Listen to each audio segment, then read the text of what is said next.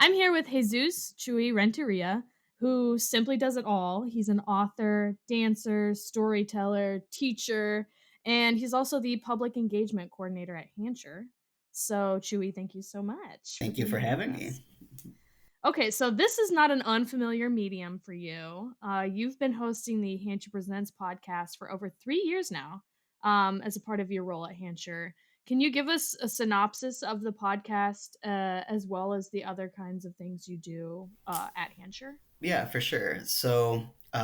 The Hancher Presents podcast, we started it to coincide with the opening of the new building. So, at the time, it was the education manager, Micah Ariel James, and myself, and we co hosted it. And basically, the way we looked at it is it was an auxiliary to our proper season. So, we tried to do episodes that surrounded some of the artists that we brought in through Hancher. We tried to score interviews, and we actually succeeded in getting quite a bit of cool kind of insider interviews with some of the artists that we brought in. We would record some of the engagement activities that we did with the artists in the community. So if they did like a talk back at the library, we could record that and present it Hmm. for the podcast too, which was really nice because sometimes those events, by the nature of the limitations with people, it's like there'd be 30 people at the event, but we could get it out to hundreds online, especially if the artist had like a big like Twitter following or something like that. Yeah. The fun thing is right now, I don't know if it's fun, it's just the necessary thing is right now we're doing a special, like, I guess a pandemic version of it Hmm. because like we don't have a season, and right now we were supposed to be doing the Big Splash, which is like this huge event that we're going to do in the summer that we've been working for maybe like 3 years we've been working Yeah. towards, and with COVID it's not happening, so we kind of pivoted, and now we've been doing episodes about artists and how they're kind of managing this pandemic and how they're still trying to make art.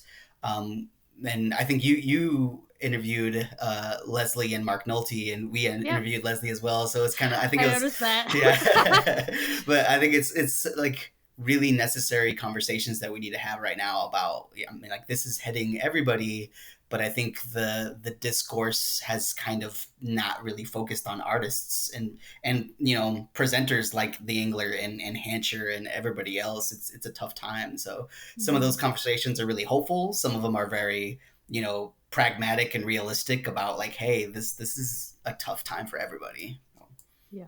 Yeah. And what are some of the other things you did as the engagement coordinator while So Hancher, I mean, was still yeah. popping? So the way that I describe it is, so it's like public engagement is all of the things that we do, kind of leading up to an event and maybe immediately after like the performance.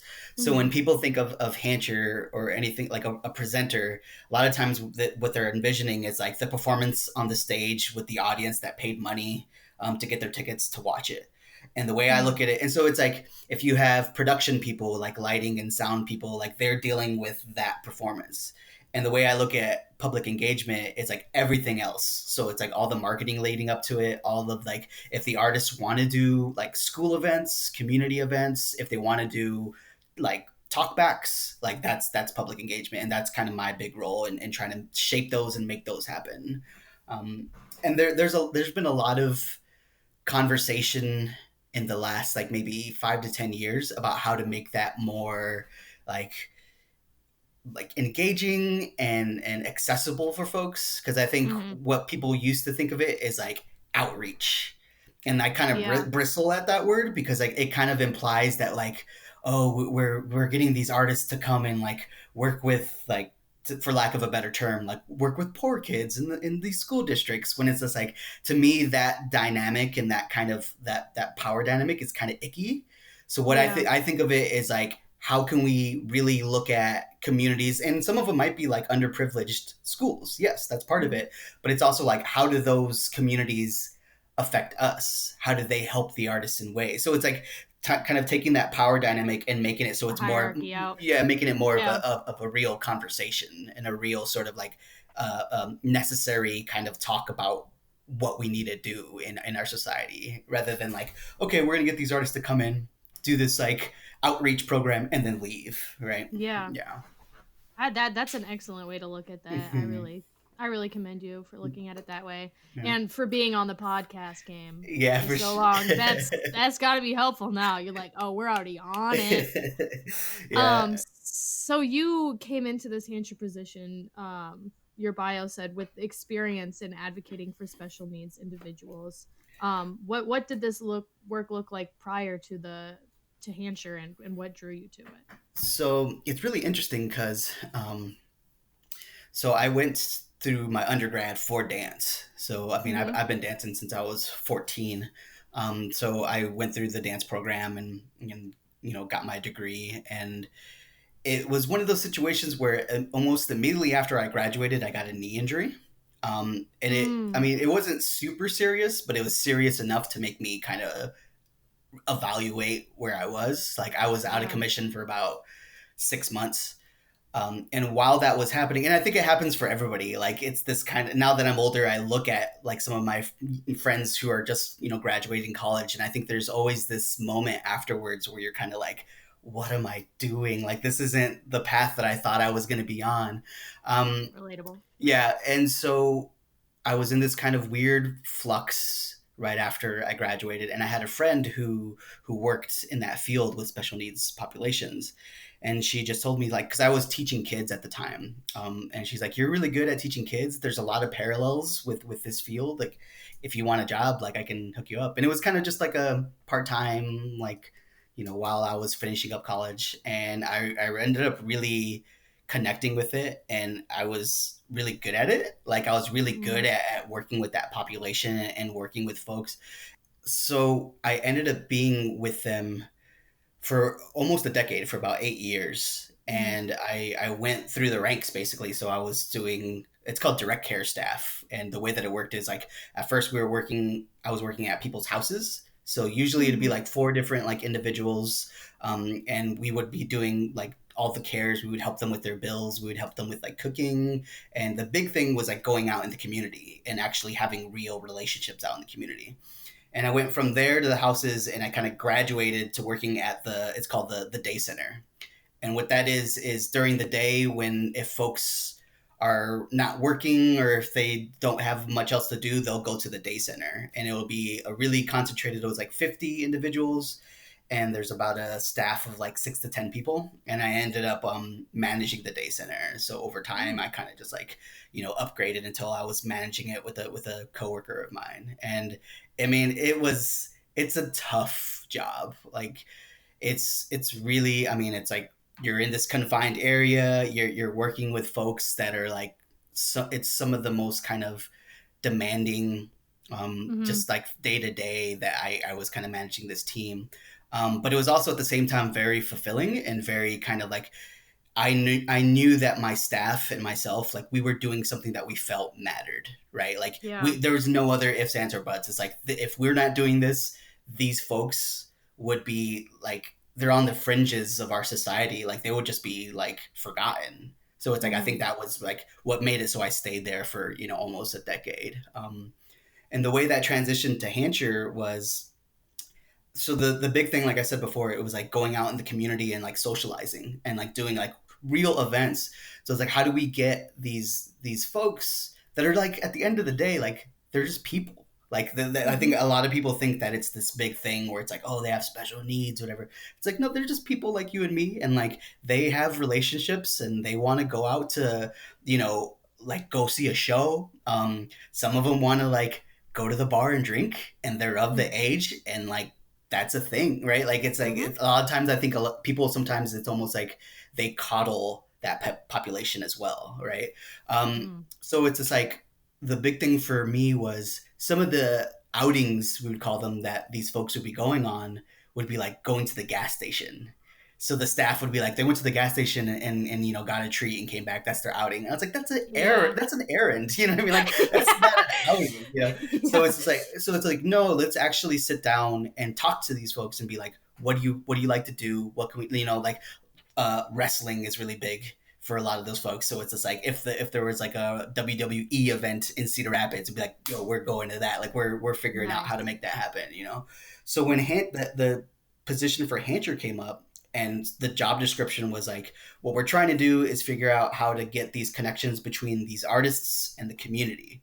And I was like, that's kind of what I'm doing at Reach. It's as like I'm trying to figure out how to get this population to like actually engage with the larger community in like a real way. So Mm, luckily, the folks at Hancher like they could see that parallel too, because it was kind of, yeah. I think I was at the university because I was adjunct faculty, so I was teaching at the dance department, so I had that Mhm. piece about it. But like besides that, everything else, it wasn't like I was from this, like I wasn't working with any other presenter. I wasn't in like the quote unquote like fine arts. So, but Yeah. like luckily, like Cantor was able to look past that and see that like I could contribute to their team. Yeah, that's Mhm. great. And I think a lot of people too, when you think of a place like Hampshire and bringing these world class artists and acts, it does like take your imagination to, it's like the elite people of, and it's hard to access and things of that nature. But it's obvious that, you and people at Hampshire are doing work to make that kind of art more accessible to people, which is something that, the Engler that's an important thing to us too. And Yeah, and I think that's a conversation that we have almost almost weekly every time we talk about the artists that we're bringing or the events that we're doing surrounding the artists. Like that's like I'd be the first to admit like there's a long history with fine arts presenting that is it's the very nature of it. There's systemic things about programming that makes it so it's not as accessible to other folks, and yeah. we've been having so many conversations about that. So I mean it's definitely something that we don't try to like turn a blind eye to, because if we did, we'd just be kind of living in our own privilege as an organization. Yeah. And I think the the world stage of, human rights, the movement that we're seeing now, I can only imagine that things will become more accessible and yeah, like you said earlier, the community coming down from less of a hierarchy and more of an equilibrium of what we can do for each other. So that's that's excellent work. Glad to see that's happening. Thank you so much. Switching gears a little bit. So some of our listeners will know you from Hancher, but others will know you from the dance world. Like you mentioned, you studied at the University of Iowa, and you participated in a lot of different forms of dance through that. You're a teacher at All the Way Up Studios in North Liberty. And correct me if I'm wrong, you helped establish the UI Breakers, Yes. which is so cool because I love the UI breakers. And when I read that, I was like, oh my gosh, royalty. Get on. That's so cool. Um, so I was wondering, how did you come to find this community of dance? Particularly, we don't think of hip hop being a big thing like in Iowa. So how did you come into that Oh community? man, that's a such a deep story. Tough one. I well, the funny thing is, I'm actually writing a book right now. I'm writing like a full length. It's kind of like a memoir. It's a collection of short stories, and one of the stories is all about how I started dancing and the scene of it. Nice. And the way I kind of kick it off is like, would you believe me if I told you that in around 98, 1999, there was like hundreds of dancers in Southeast Iowa, like between West Liberty, which is the town I grew up in, Iowa City, Davenport, Muscatine, all these other like, you know, small towns to mid-range cities, there was hundreds of dancers. I'm like, it doesn't Mhm. sound like Iowa, right? It doesn't sound like what you would picture when you think of Iowa, but it was happening. And so what it was in West Liberty, which is a town of about 3,000, 4,000 people, but it was the first majority Hispanic town in Iowa. So there was like a turkey plant that set up, and lots of immigration from Mexico, Central American countries like Guatemala, Honduras, and there was also a big Southeast Asian population. So in the 80s, the governor at the time, Terry Branstad, he accepted refugees from Southeast Asia. So Laos, Vietnam, some other little countries and stuff. So Mhm. in West Liberty, there's a really big Laotian population, and it happens that these like Laotian kids, they were learning dance from their like cousins on the coast. And I say that's always how it happens. Like in these Mm, little towns in like the Midwest, it's like some cousin teaches you how to do a windmill. You know, when you go to San Diego and you come back, and like they would be doing like windmills and they're like at the trailer court on like cardboard, and it just yeah. kind of and it kind of like was synchronous, like synchronous. It was kind of like synchronous because there was all these towns and cities where that was basically happening all throughout the Midwest. But in Iowa, it's Yeah. like you had all these like Laotian kids and you had these Mexican kids that had the same thing. They had these cousins from the Midwest. And I think it also paralleled the kind of wide mainstream use of the internet. Like around 99 to like 2000 is when people that were of my family's like income level, like lower middle class, like they could afford this huge boxy compact computer from Walmart and like do dial up internet. And so we would be like watching clips of these dancers from New York or LA, and it was kind of, it made it so there was this boom that happened in the late 90s in all these little towns of people. Like it was almost like a second wave of like the 80s, what people think of as like the 80s Mm, like fad of breaking. So yeah. and it was in West Liberty alone, this little town, there was like maybe three or four different groups of kids that were like learning. So it was like, me and my partner and the Mexican kids downtown and the Asian kids over at the trailer park, and we would go to different little clubs. Like there was an all ages nightclub in Muscatine called The Edge that like all these dancers from Muscatine and Davenport and Iowa City would go up to like every Saturday, and we would go, and like it was literally just like you would go and just dance and battle people, and like it was like hundreds of, yeah, and like Davenport had That's some really, so cool. yeah. And then My god. it's the nature of the beast that, I mean, like breaking is such a hard dance, and like the way that we talk about it is like a generation is about 3 or 4 years, meaning that like usually you'll have people come in, try it out for 3 or 4 years. After that, you'll have like maybe 5% of the people stick around because like Mm, they're getting older, their bodies are like affected yeah. by it, and it's like people just they people always move on, and I think they might dabble in it. It kind of, I think it compounds here in Iowa City, because it's such a university town, and it's like the scene is so intrinsically tied to that. So every 4 years, the group of kids that were doing this amazing thing, like they might move on. You know what I Mm, mean? So it's like yeah. I'm like a dinosaur in like the dance scene. It's like I'm so like I've been doing this for basically 20 years, and so I've seen, I mean, dozens of scenes come and go. So it's kind of like this idea of like how do I stay excited about that, and how do I stay Mm, kind of grounded when I know the nature of art and like movements is that they're cyclical, right? So I think that's a big part of it, and I think that's why we started the UI Breakers. That's why my friend Joel at All the Way Up started. That's a big reason why he actually wanted to create a dance studio that's planted in Iowa, mm, and for us to teach like young kids. Like I'm teaching kids that are like 6 7 years old, because like mhm. they're going to be like, hopefully their families are rooted here in Iowa, so even if they grow up and go to college, they might come back and be able to like keep it going a little bit longer than the 4 year cycle that happens with the university. Sure. Yeah. I mean, you're not a dinosaur. Yeah. You're a king. You're a master. Like it's so cool that we get to have someone like you around who like experienced a lot of the history, is knowledgeable of the history, is knowledgeable of contemporary dance, like studied dance, is staying in the arts like that that's so cool. If anyone needs a b-boy expert in Iowa, there is someone to turn to. That's so cool. Right. Yeah. Well, I'm glad you brought up the full-length book that you're working on. You were published by We the Interwoven, which is an anthology created by the Iowa Writers House, featuring bicultural Iowans.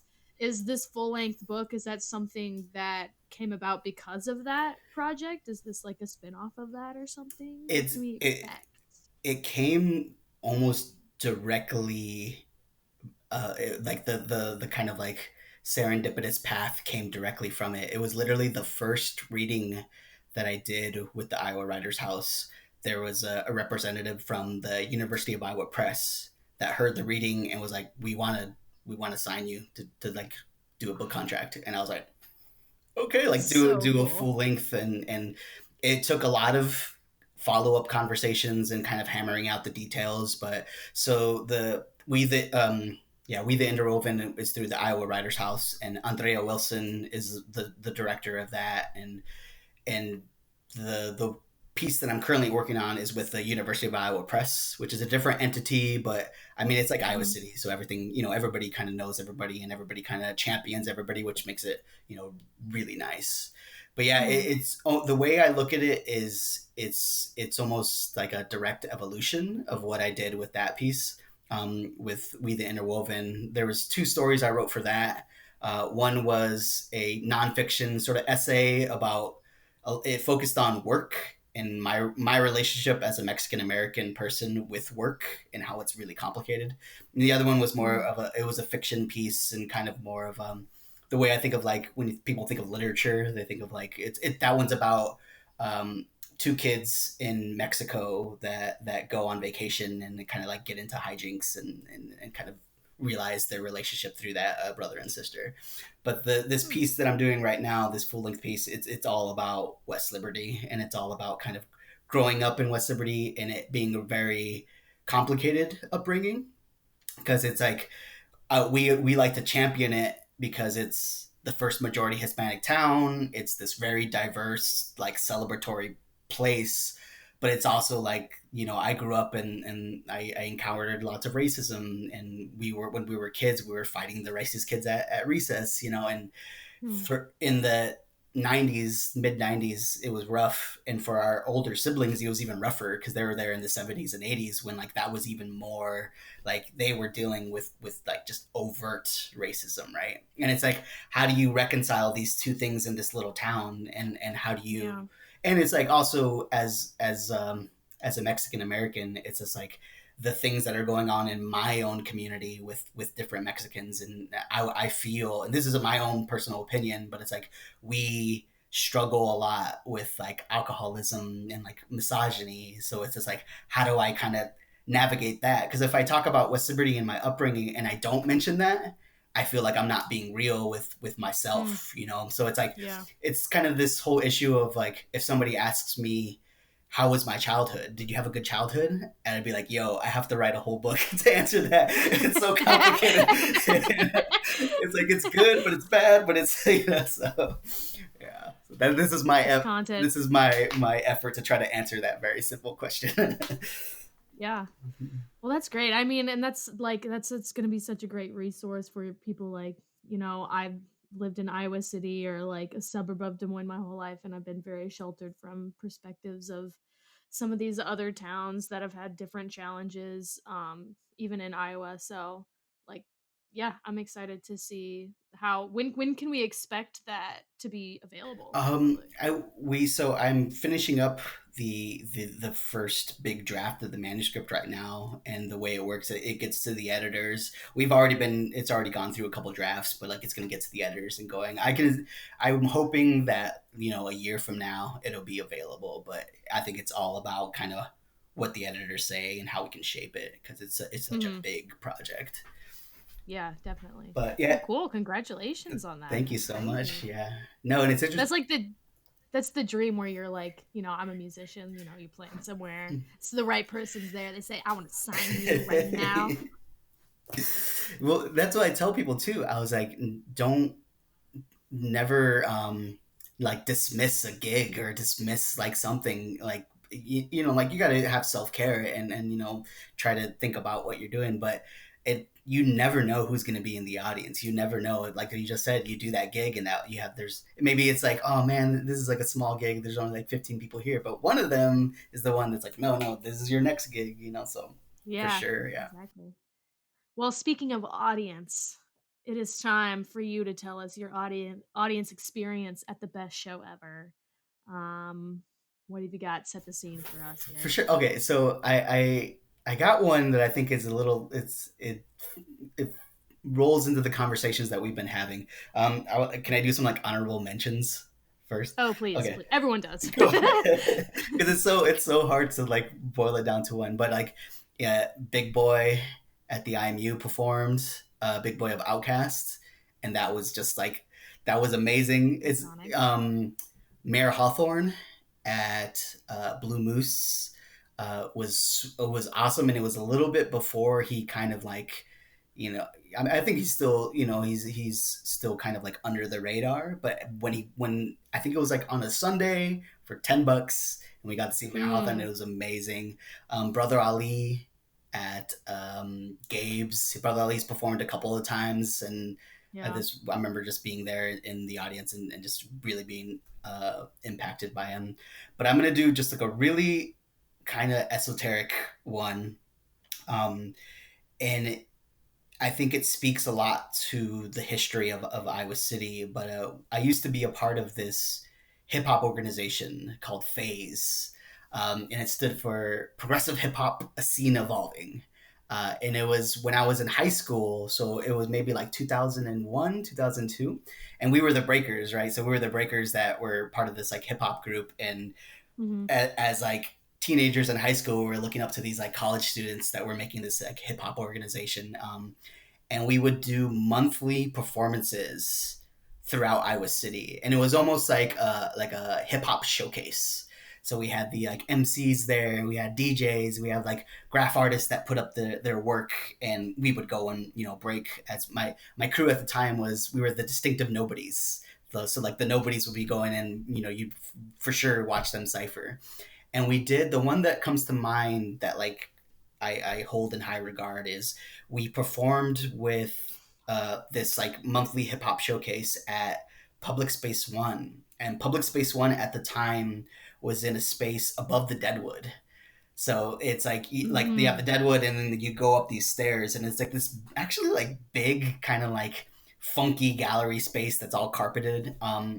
And we would perform there every month, and we had like a good following, and a lot of it, a lot of it was like our friends that would and family that would come and support us, and we would support each Yeah. other.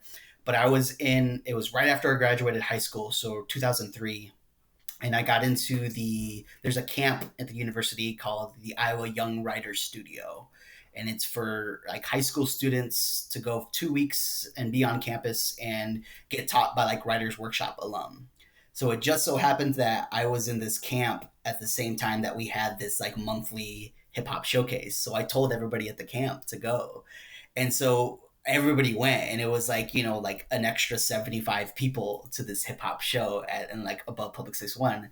So all the artists were like super amped, because all of a sudden this Oh, like yeah. a performance that used usually like maybe 20 people was like close to like 100. So like all the MCs were going off, and like all the like and the nice thing is that it, all the people in this camp, because the camp's from people from all over the country, and like they had the writers workshop alum that were like living at all different parts of the country as well. And I remember one of the like writers workshop alum, like our camp counselor guy, getting on the phone and Mhm. talking to his friend. He's like, guess where I'm at? He's like, I'm in Iowa City, dude. Do you hear this like hip hop going on in Iowa City?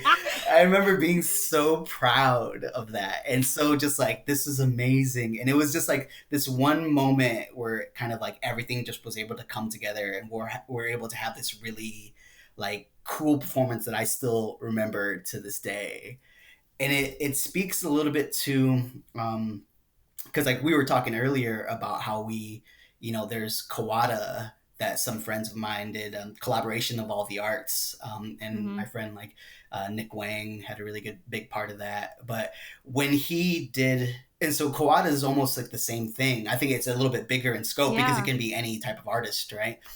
It doesn't have to be necessarily just specifically hip hop. But Mhm. when Nick did Kawada and kind of told me about it, it reminded me of these like hip hop showcases that I did, 2003. I don't know how 16, 17 years ago.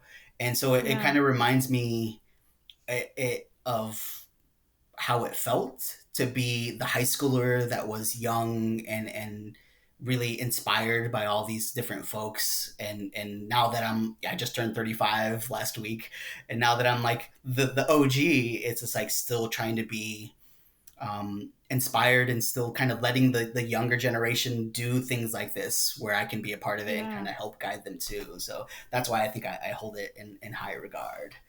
But there was some, trying to think of the different artists. So it's like there's a guy, James Truth, which was an MC from Chicago that performed. There was a DJ, an amazing DJ. His name is Brandon Au, AU. And he goes by DJ Soul Rising, SOL Rising. And he DJs for like yoga, like big yoga. Like he does Cool. like kind of like electronic dance music with like a kind of chill vibe for like yoga retreats and stuff. At the time, he was known as DJ Squint. Um, because like that's what his friends called him, and he kind of embraced it. And since then, he's just like, dude, that's a problematic name. but but DJ Squint was he was from Fairfield, and he was just like an amazing DJ, and he actually went to DMCs, which is the Disco Mixing Championships, which is like the biggest like Cool. scratch competition DJ, and he made it to like the semifinals in one of them, and he went to like Scribble Jam, which I think is in Colorado, but like world class DJ, and like now he's in San Francisco and doing his thing as like Soul Rising, but like he was at these like monthly hip hop things too. So it's like this kind of weird, and like the way I look at it now is like you can see kind of some of these MC Animosity, who's with I believe it's the Uniphonics now. Wait, no, not you. Maybe Uniphonics. But you know he's still doing his thing like in the Iowa City scene, like as like a kind of like resident MC, like Derek Thorne. Shout out to Derek Thorne, yeah. But it's kind of awesome to like think back on that, and like Public Space One, the fact that like Public Space One is still a huge fixture of this community, and like they're still Yeah. doing things, and like we've collaborated with them through Hancher, you know. So it's like it's really interesting to like you said, like I have all this knowledge and history, and to be able to like reflect on it and like kind of still have it shape. Like I never would have known when I was 15, 16-year old doing this like show that 20 years later I'd still be trying to do similar things for other folks. Yeah. That's awesome. I think that sort of goes to show, like, people don't think of Iowa City as like a big place for any like one music genre or type or culture. Like your friends calling someone else and be like, "You won't believe where I am and this is happening." But it's like not about the geography, but it's about what the people are doing here. And like, you made that event at your age. Nick Wang invented Kawada, which like, I remember when he was telling me about it, I was like, oh my gosh, that sounds like a bit ambitious. Like, Mm-hmm. I had my doubts, I was like, wow, that's like a lot. Put it together, it was amazing. Like, met so many amazing people there. So the things are still happening. Yeah, It's more just about the community putting it on rather than the geography or yeah, and I think the it environment. speaks to like there's a history here too, right? And Yeah. there's different people that if you speak to them, they can talk to you about that history. Like talk to like John and Kamia at Public Space One, and they know all the different things that have happened. And one of my biggest pet peeves is when newer folks to the scene, like they might come to like Iowa or like Iowa City, and they don't kind of do that history, and nobody can know everything. But sometimes we've had a really big one recently where somebody in Des Moines through like a hip hop festival, and I mean this was like 2 3 years ago, and they're like, this is the first hip hop festival in the history of Iowa. And you're like, what are you Like, are talking? you Yeah, it's just like, no, we did serious? Okay. yeah. Like what constitutes a festival? Because like we were doing things in 2000 that was like we had everything, right? So it I think it comes from a good place. It comes from a place where people are excited and they want to like jumpstart a scene that they don't think is happening. But it's also like, yo, you should do some research, because maybe those folks can help you out too, and maybe you can be inspired by them. And it's not just like the OGs being like, these new kids don't know. Maybe it's like we're here helping each other out. Yeah, totally.